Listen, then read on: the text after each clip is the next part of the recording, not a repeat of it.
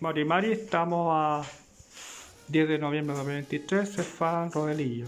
Aquí la primera paciente que es funcionaria del CEFAM, del área, ¿de qué área es? De farmacia. Farmacia. Aquí estamos haciendo un operativo especial en este CEFAM de Rodelillo.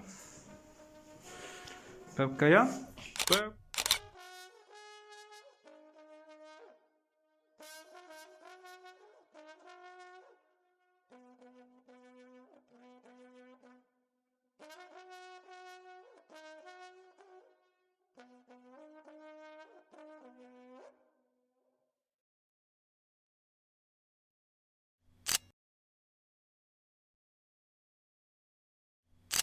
Mari Mari, estamos a 10 de noviembre, estamos en CEFAM Placeres, en la sala de rehabilitación. Acá está la aguantochefe con una paciente que es funcionaria del CEFAM. ¿Cómo se llama? Alejandra, ¿De qué área es? del paramédico del CEFAM. Ah, ya, qué bien. Bien, muy bien. Usted me decía que su antepasado, su abuelita. Mi abuela mapuche. Ah, qué bien, excelente. Bueno, ¿puedo buscar allá entonces? Puedo buscar allá.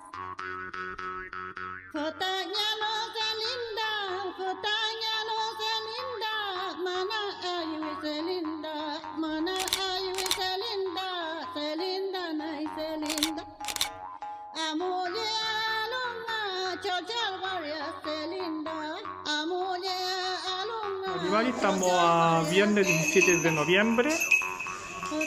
Estamos atendiendo funcionarios por un programa especial que se hizo para que puedan sensibilizar por todos lados que existe esta medicina acá en el CEFAM varón y la mutua cooperación también.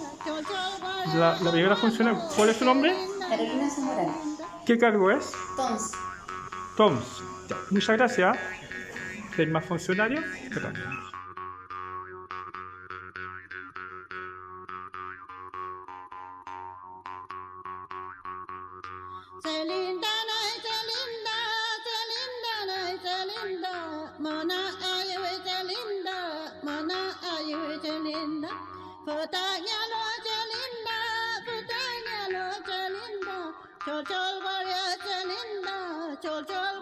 Mari Mari, estamos a sábado 18 de noviembre, estamos en CEFAM Placilla, ya se está atendiendo una funcionaria.